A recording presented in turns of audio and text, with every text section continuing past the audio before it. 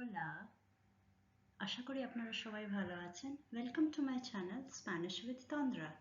আজকের বিষয় Spanish definite article. আমরা জানি যে ইংরেজিতে ডেফিনিট আর্টিকেল বলতে দ্য, যেটা আমরা নাউনের আগে বসাচ্ছি, যেমন দ্য বুক, দ্য হাউস, এইভাবে। কিন্তু স্প্যানিশে এই দ্য এর 4 রকমের ভেরিয়েশন আছে। এবার 4 রকমের দ্য মানে কি? কারণটা হচ্ছে আমাদের বাংলা বা ইংরেজিতে প্রত্যেকটি শব্দের জেন্ডার হয় না, কিন্তু স্প্যানিশে প্রত্যেকটি শব্দের জেন্ডার হয়। যেমন খাতা, বই, পেন্সিল, প্রত্যেকটি শব্দের জেন্ডার হয়।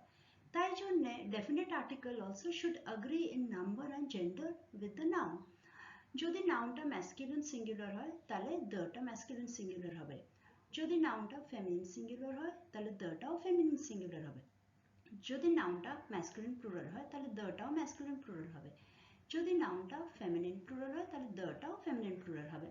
তাহলে চারটে কি কি দ্য হলো? এল হচ্ছে ম্যাসকুলিন সিঙ্গুলার, লস হচ্ছে ম্যাসকুলিন প্লুরাল, লা হচ্ছে ফেমিনিন সিঙ্গুলার, লাস হচ্ছে ফেমিনিন প্লুরাল। এবার দুটো এক্সাম্পল দেখি। ফর এক্সাম্পল, দ্য বুক, এল লিব্রো। কেন? বুক হচ্ছে ম্যাসকুলিন সিঙ্গুলার, ওই জন্য এল লিব্রো হলো। এবার দ্য বুকস, ইংরেজির ক্ষেত্রে দ্যটা কনস্ট্যান্ট থাকছে, কেননা ইংরেজির প্রত্যেক শব্দের জেন্ডার হয় না। কিন্তু স্প্যানিশের যেহেতু বইয়ের জেন্ডার আছে, ওটা ম্যাসকুলিন সিঙ্গুলার, ওটাকে আমি প্লুরাল করছি, লিব্রোস করছি, তাহলে আমাকে ডেফিনিট আর্টিকেলটা প্লুরাল ফর্মটা ব্যবহার করতে হবে, লোস লিব্রোস হয়ে যাচ্ছে। সিমিলারলি কাসা, কাসা মানে বাড়ি, যেটা ফেমিনিন সিঙ্গুলার, তাহলে লা কাসা, দ্য হাউস, লাস কাসাস, দ্য হাউসেস। এবার আমরা জানবো ডেফিনিট আর্টিকেল স্প্যানিশে আমরা কি কি ক্ষেত্রে, কোন কোন ক্ষেত্রে ব্যবহার করব। For example, number 1, days of the week, মানে যখন আমি সপ্তাহের দিনগুলোর কথা বলছি। এবার যখন ধরুন আমি কোনো একটা স্পেসিফিক দিনের কথা বলছি, তখন আমরা আর একটা জিনিস মাথায় রাখবেন, মানে এই যে লুনেস, মার্তেস, মিয়ারকোলেস, এই যে দিনগুলো, এগুলো সবগুলোই কিন্তু ম্যাসকিউলিন স্প্যানিশে। তো এবার আমি সিঙ্গুলার ফর্মটা ব্যবহার করবো, মানে এলটা ব্যবহার করবো যখন আমি কোনো একটা স্পেসিফিক দিনের কথা বলছি। এখানে যেমন একটা এক্সাম্পল দেওয়া রয়েছে, voy a Peru el lunes, I am going to Peru on Monday, মানে আমি কবে পেরু যাচ্ছি? সোমবার দিন পেরু যাচ্ছি। তো ওই যে স্পেসিফিকেশনটা দিচ্ছি, তার জন্য আমি এল ব্যবহার করলাম, আমি কিন্তু প্রিপোজিশন অনটা ব্যবহার করছি না। আর প্লুরালটা ব্যবহার করব যখন আমি কোনো রিপিটেড অ্যাকশন করছি বা কোনো হ্যাবিচুয়াল অ্যাকশন, মানে প্রত্যেক সোমবার আমি যোগ ব্যায়ামে যাই, লোস লুনেস voy al yoga, মানে প্রত্যেক সোমবার আমি যোগ ব্যায়ামে যাই। সেকেন্ড পয়েন্ট হচ্ছে, আমি ডেফিনেট আর্টিকেল ব্যবহার করব যখন আমি কোনো একটা জেনারেল স্টেটমেন্ট দিচ্ছি, যেমন আমি কফি ভালোবাসি, মে গুস্তা এল কাফে। থার্ড পয়েন্ট হচ্ছে, আমি যখন কারোর, মানে কোনো থার্ড পার্সনকে সম্বোধন করছি, তার প্রফেশনের আগে আমি ডেফিনেট আর্টিকেলটা বসাচ্ছি। এখানে যেমন একটা এক্সাম্পল দেওয়া রয়েছে, এল প্রফেসর গোমেজেস ইন্টেলিজেন্টে, আমি প্রফেসর গোমেজের সম্বন্ধে একটা স্টেটমেন্ট দিচ্ছি যে প্রফেসর গোমেজ ইজ ইন্টেলিজেন্ট। তো তার আমি ওই যে তার টাইটেলটা কি? প্রফেসর। তো ওই তার টাইটেলের আগে এল বসাবো। কিন্তু আমি যখন প্রফেসরের সঙ্গে ধরুন ডাইরেক্ট কথা বলছি সামনাসামনি, তখন কিন্তু আমি এল প্রফেসর গোমেজ বলবো না, তখন আমি শুধু প্রফেসর গোমেজ বলবো। ফোর্থ পয়েন্ট হচ্ছে উইথ বডি পার্টস।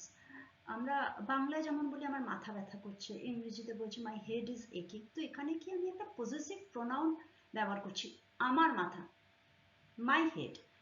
তো স্প্যানিশে আমি যখন আমার এইটা ব্যক্ত করব, আমি কিন্তু তখন এই পজেসিভ প্রোনাউনটা ব্যবহার করছি না, আমি তখন বডি পার্টসের সঙ্গে ডেফিনিট আর্টিকেলটা ব্যবহার হয়, সেটাকে সেইভাবে এক্সপ্রেস, যেমন মে দুয়েলা লা কাবেজা, এখানে কিন্তু আমার মাথা ব্যথা করছে, এইটা আমি এক্সপ্রেস করছি ডেফিনিট আর্টিকেল দিয়ে।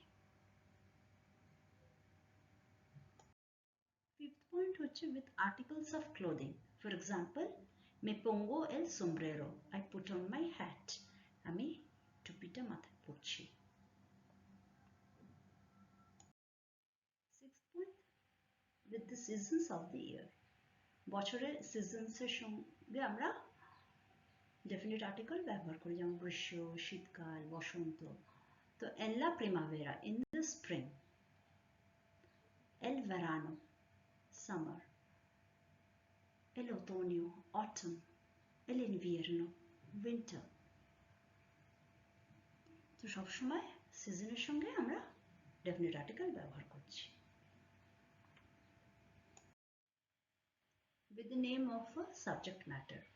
আমরা যখন এই যে বিভিন্ন বিষয় সাবজেক্ট ম্যাটার বলতে ইতিহাস, ভূগোল, ইংরেজি, বাংলায় যে সাবজেক্ট ম্যাটার এইগুলো যখন আমরা বলি আমরা স্প্যানিশে ডেফিনিট আর্টিকেল ব্যবহার করি। এখানে যেমন ফর এক্সাম্পল এস্তুদিও লা হিস্টোরিয়া, আই স্টাডি হিস্ট্রি। লক্ষ্য করুন ইংলিশে যখন বলছি আই স্টাডি দ্য হিস্ট্রি বলছি না, কিন্তু আই স্টাডি হিস্ট্রি বলছি, কিন্তু স্প্যানিশে এস্তুদিও লা হিস্টোরিয়া বলছি। 8th point হচ্ছে with names of some cities, countries and continents. তাহলে আমরা ডেফিনিট আর্টিকেল ব্যবহার করছি কিছু শহর, কিছু দেশ এবং কিছু কন্টিনেন্টের নামের আগে।